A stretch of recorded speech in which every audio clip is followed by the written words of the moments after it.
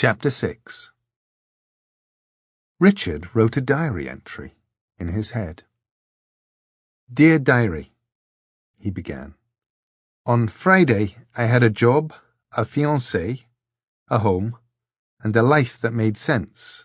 Well, as much as any life makes sense. Then I found an injured girl bleeding on the pavement, and I tried to be a good Samaritan. Now I've got no fiancé, no home, no job, and I'm walking around a couple of 100 feet under the streets of London with the projected life expectancy of a suicidal mayfly. This way, said the Marquis, gesturing elegantly, his filthy lace cuff flowing. Don't all these tunnels look the same? Asked Richard, tabling his diary entry for the moment. How can you tell which is which? You can't, said the Marquis, sadly. We're hopelessly lost. We'll never be seen again. In a couple of days, we'll be killing each other for food. Really? He hated himself for rising to the bait, even as he said it. No. The Marquis's expression said that torturing this poor fool was too easy to even be amusing. Richard found that he cared less and less what these people thought of him, however, except, perhaps, for Dor. He went back to writing his mental diary. There are hundreds of people in this other London, thousands maybe, people who come from here, or people who have fallen through the cracks. I'm wandering around with a girl called Dor, her bodyguard, and her psychotic Grand Vizier. We slept last night in a small tunnel that Dor said was once a section of Regency sewer. The bodyguard was awake when I went to sleep, and awake when they woke me up. I don't think she ever sleeps. We had some fruit cake for breakfast. The Marquis had a large lump of it in his pocket. Why would anyone have a large lump of fruit cake in his pocket? My shoes dried out mostly while I slept.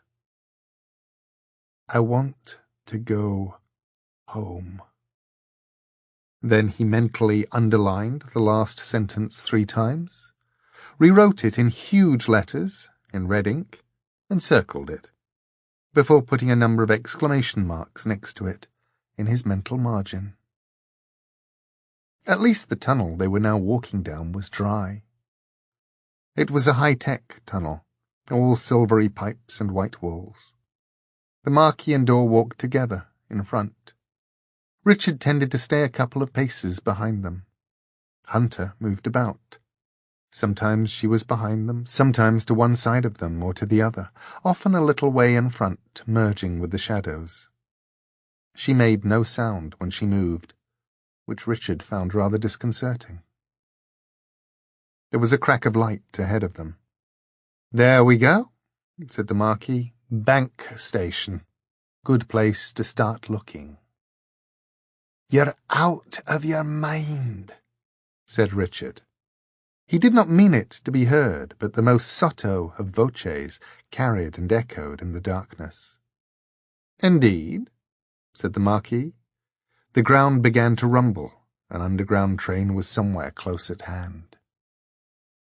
Richard, just leave it, said Dor. But it was coming out of his mouth. Well, he said, you're both being silly. There are no such things as angels. The Marquis nodded, said, Ah, yes, I understand you now.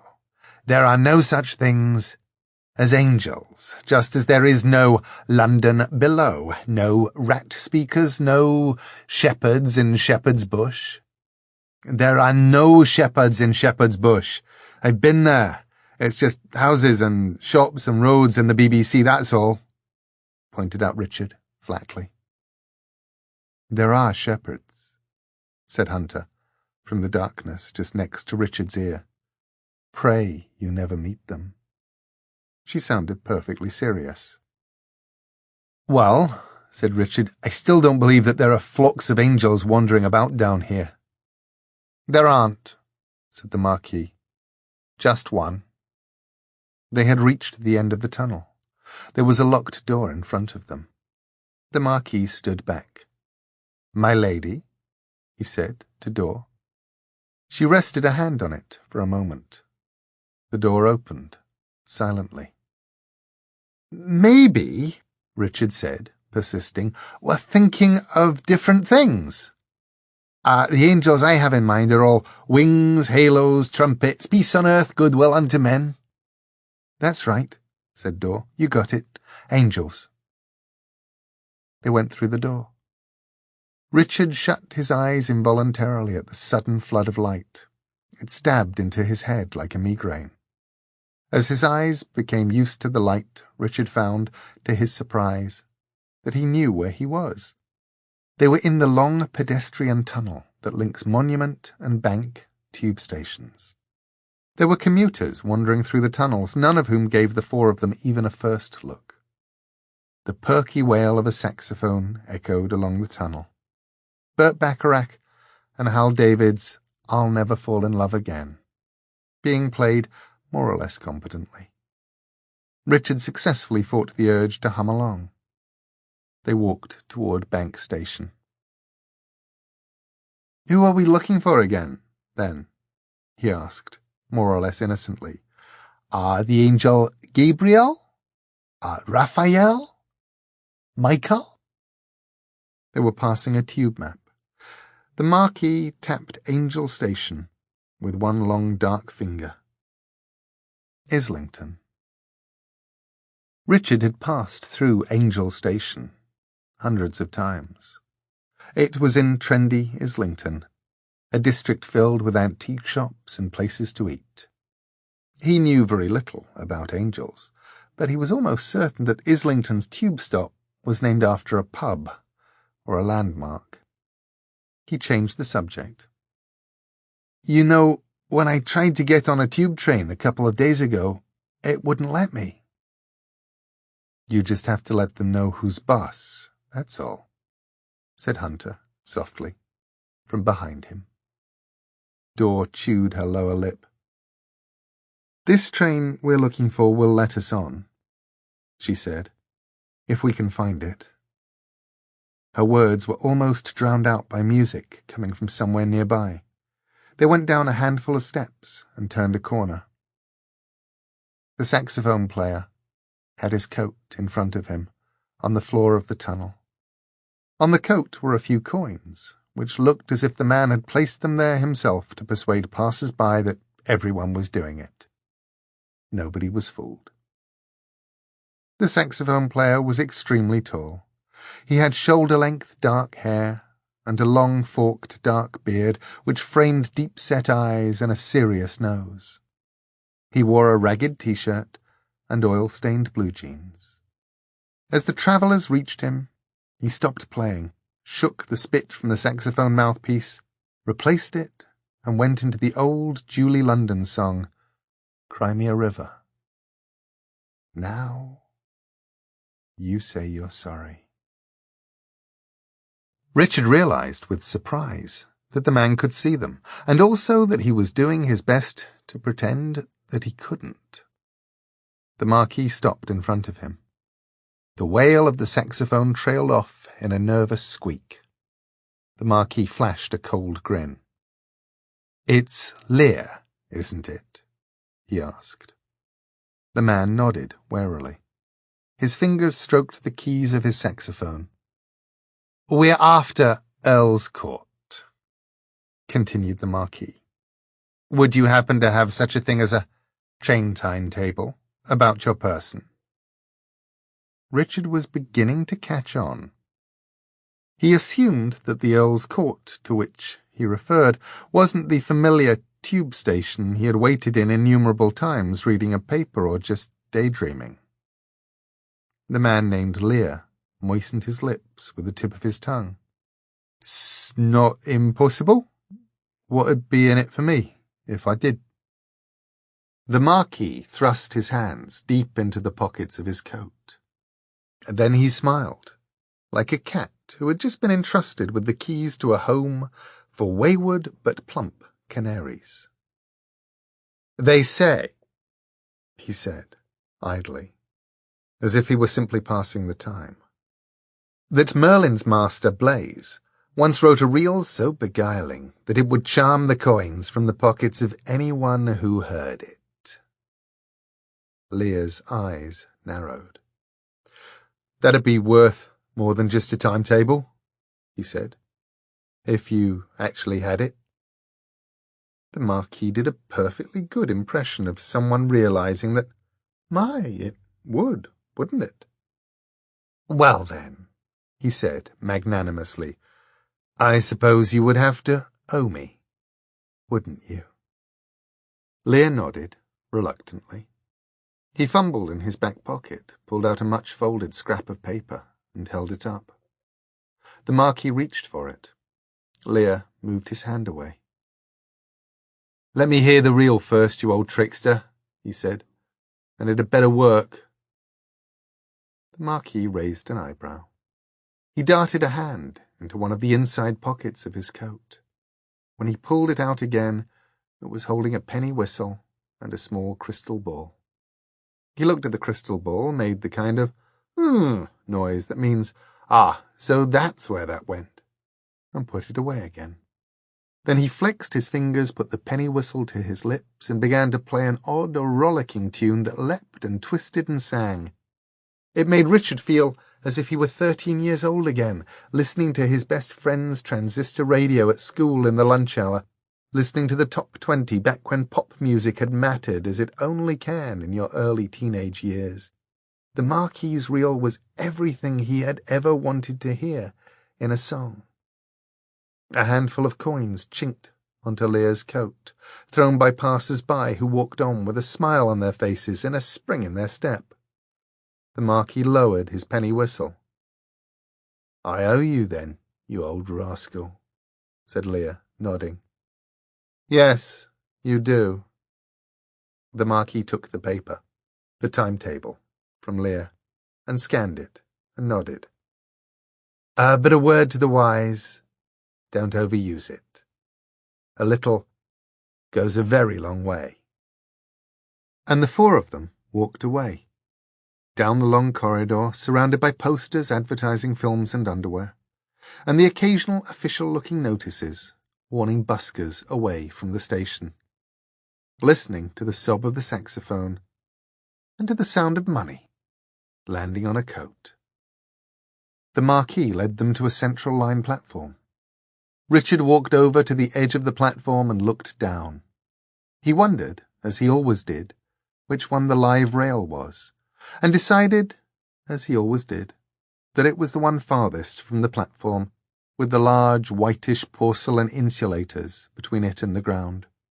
And then he found himself smiling, involuntarily, at a tiny dark grey mouse who was bravely prowling the tracks 3 feet below him in a mousy quest for abandoned sandwiches and dropped potato chips. A voice came over the loudspeaker, that formal, disembodied male voice that warned, "Mind the gap." It was intended to keep unwary passengers from stepping into the space between the train and the platform. Richard, like most Londoners, barely heard it anymore. It was like oral wallpaper. But suddenly Hunter's hand was on his arm. "Mind the gap," she said urgently to Richard. "Stand back, over there, by the wall." "What?" said Richard. "I said," said Hunter, "mind the—" And then it erupted over the side of the platform. It was diaphanous, dreamlike, a ghost thing the colour of black smoke, and it welled up like silk under water, and moving astonishingly fast while still seeming to drift almost in slow motion. It wrapped itself tightly around Richard's ankle. It stung, even through the fabric of his Levi's. The thing pulled him toward the edge of the platform, and he staggered. He realized, as if from a distance, that Hunter had pulled out her staff and was smacking the tentacle with it hard, repeatedly. There was a faraway screaming noise, thin and mindless, like an idiot child deprived of its toy. The smoke tentacle let go of Richard's ankle and slid back over the edge of the platform, and it was gone.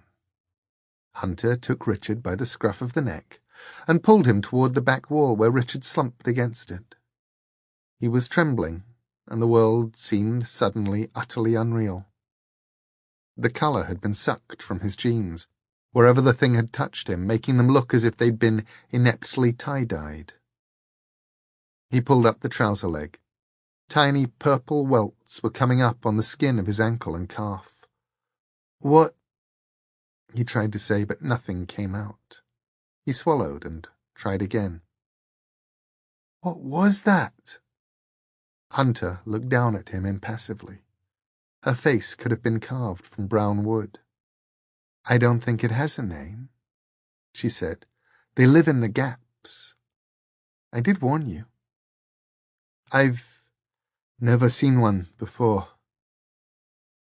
"You weren't part of the underside before," said Hunter. "Just wait by the wall. It's safer." The Marquis was checking the time on a large gold pocket watch. He returned it to his waistcoat pocket, consulted the paper Lear had given him, and nodded, satisfied. "We're in luck," he pronounced. "The Earl's Court train should be coming through here in about half an hour." "Earl's Court station isn't on the Central line," pointed out Richard. The Marquis stared at Richard, openly amused. "What a refreshing mind you have, young man," he said. "There really is nothing quite like total ignorance, is there?" The warm wind began to blow. An underground train pulled up at the station. People got off, and other people got on, going about the business of their lives, and Richard watched them with envy. "Mind the gap," intoned a recorded voice. "Stand clear of the doors. Mind the gap." Dor took one look at Richard. Then, worried about what she was seeing, she walked over to him and she took his hand. He was very pale, and his breath was coming shallow and fast. "Mind the gap," boomed the recorded voice again. "I'm fine," lied Richard bravely, to no one in particular. The central well of Mr. Croup and Mr. Vandemar's hospital was a dank and cheerless place. Ragged grass grew up through the abandoned desks, rubber tires, and bits of office furniture. The overall impression given by the area was that a decade before, perhaps out of boredom, perhaps out of frustration, perhaps even as a statement or as performance art, a number of people had thrown the contents of their offices out of their windows, high above, and they had left them there to rot. There was broken glass there, as well, broken glass in abundance. There were also several mattresses. For no easily explicable reason, some of these mattresses had, at some point, been set on fire. No one knew why. No one cared. Grass grew up through the springs. An entire ecology had evolved around the ornamental fountain in the centre of the well, which had, for a long time, been neither particularly ornamental nor a fountain.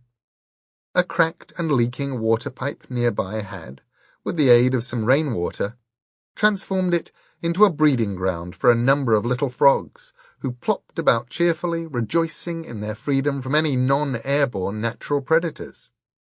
Crows and blackbirds and even occasional seagulls, on the other hand, regarded the place as a cat-free delicatessen, with a special on frogs.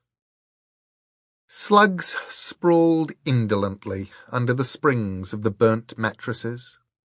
Snails left slime trails across the broken glass. Large black beetles scuttled industriously over the smashed grey plastic telephones and mysteriously mutilated Barbie dolls. Mr. Croup and Mr. Vandemar had come up for a change of air. They were walking slowly around the perimeter, of the central yard, broken glass crunching beneath their feet. They looked like shadows in their frayed black suits. Mr. Croup was in a cold fury. He was walking twice as fast as Mr. Vandemar, circling him and almost dancing in his anger. At times, as if unable to contain the rage inside, Mr. Croup would fling himself at the hospital wall, physically attack it with his fists and feet, as if it were a poor substitute for a real person. Mr. Vandemar, on the other hand, simply walked. It was too consistent, too steady and inexorable a walk to be described as a stroll. Death walks like Mr. Vandemar. Mr. Vandemar watched Mr. Croup impassively as Mr. Croup kicked a sheet of glass which had been leaning against a wall. It shattered with a satisfying crash. "I, Mr. Vandemar," said Mr. Croup, surveying the wreckage. "I, for one, have had almost as much as I'm willing to take. Almost. Pussy-footing, trifling, lollygagging, shilly-shallying, wave-faced toad. I could pop out his eyes with my thumbs." Mr. Vandemar shook his head. "Not yet," he said. "He's our boss for this job. After we've been paid, maybe we could have some fun on our own time." Mr. Croup spat on the ground. "He's a worthless, conniving dunderhead. We should butcher the bitch, annul, cancel, inhume, and amortize her." A telephone began to ring loudly. Mr. Croup and Mr. Vandemar looked around, puzzled. Eventually Mr. Vandemar found the telephone halfway down a pile of rubble on top of a scree of water-stained medical records. Broken wires trailed from the back of it. He picked it up and passed it to Mr. Croup. "For you," he said. Mr. Vandemar did not like telephones. "Mr. Croup here," said Croup. Then, obsequiously, "Oh, it's you, sir." A pause. "At present, as you requested, she is walking around, free as a daisy. I'm afraid your bodyguard idea went down like a dead baboon." "Varney? Oh yes, he's quite dead." Another pause. "Sir, I am commencing to have certain conceptual problems with the role of myself and my partner in these shenanigans." There was a third pause, and Mr. Croup went paler than pale. "Unprofessional?" he asked, mildly. "Us?" He curled his hand into a fist, which he slammed, rather hard, into the side of a brick wall. There was no change, however, in his tone of voice as he said, "Sir, might I, with due respect, remind you that Mr. Vandemar and myself burned down the city of Troy? We brought the Black Plague to Flanders. We have assassinated a dozen kings, 5 popes, 100 heroes, and 2 accredited gods. Our last commission before this was the torturing to death of an entire monastery in 16th century Tuscany. We are utterly professional." Mr. Vandemar, who had been amusing himself by catching little frogs and seeing how many he could stuff into his mouth at a time before he was forced to start chewing, said, with his mouth full, "I liked doing that." "My point?" asked Mr. Croup, and he flicked some imaginary dust from his threadbare black suit, ignoring the real dust as he did so. "My point is that we are assassins. We are cutthroats. We kill." He listened to something, then, "Well, what about the Upworlder? Why can't we kill him? Mr. Croup twitched, and he spat once more, and he kicked the wall as he stood there holding the rust-stained, half-broken telephone. Scare her? We're cutthroats, not scarecrows! A pause. He took a deep breath. Yes, I understand, but I don't like it. But the person at the other end of the phone had hung up. Mr. Croup looked down at the telephone. Then he hefted it in one hand and proceeded methodically to smash it to shards of plastic and metal by banging it against the wall. Mr. Vandemar walked over. He had found a large black slug with a bright orange underbelly, and he was chewing it like a fat licorice cigar. The slug, which was not very bright, was trying to crawl away down Mr. Vandemar's chin. Who was that? Asked Mr. Vandemar. Who the hell do you think it was? Mr. Vandemar chewed, thoughtfully, then sucked the slug into his mouth like a strand of thick, glutinous black and orange spaghetti. A scarecrow man? He ventured. Our employer. That was going to be my next guess. Scarecrows, spat Mr. Croup, disgusted. He was moving from a red rage to an oily grey sulk. Mr. Vandemar swallowed the contents of his mouth and wiped his lips on his sleeve. Best way to scare crows, said Mr. Vandemar. You just creep up behind them and put your hand round their little crow necks and squeeze until they don't move any more. That scares the stuffing out of them. And then he was silent, and from far above they heard the sound of crows flying, cawing angrily. Crows. Family Corvidae.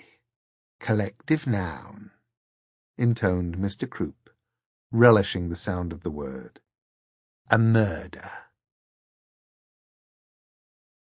Richard waited against the wall, next the door. She said very little. She chewed her fingernails, ran her hands through her reddish hair until it was sticking up in all directions, then tried to push it back down again. She was certainly unlike anyone he had ever known. When she noticed him looking at her, she shrugged and shimmied down further into her layers of clothes, deeper into her leather jacket. Her face looked out at the world from inside the jacket. The expression on her face made Richard think of a beautiful homeless child he had seen the previous winter behind Covent Garden. He had not been certain whether it was a girl or a boy.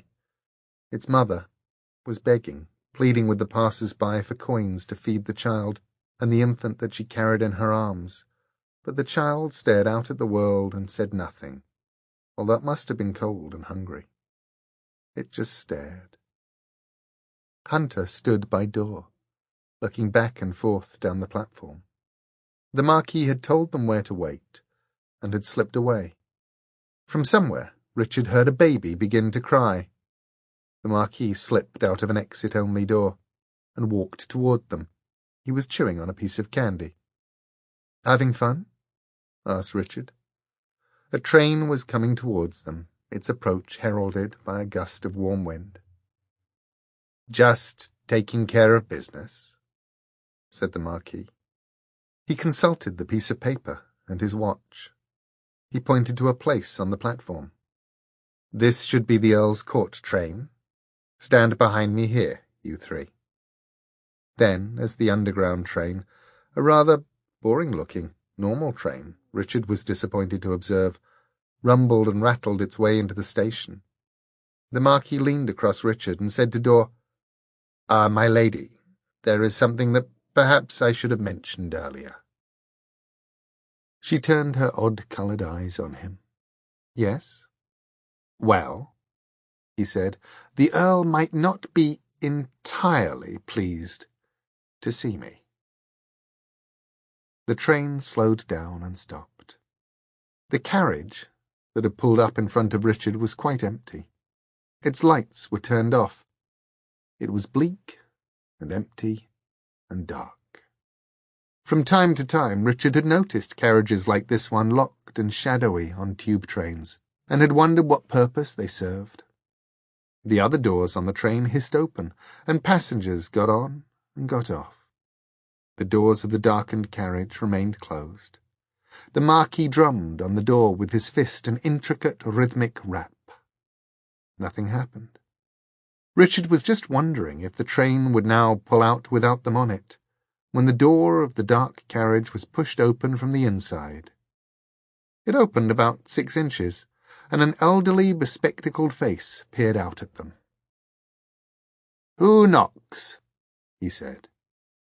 Through the opening, Richard could see flames burning and people and smoke inside the car. Through the glass in the doors, however, he still saw a dark and empty carriage. "The lady door," said the Marquis smoothly. "And her companions."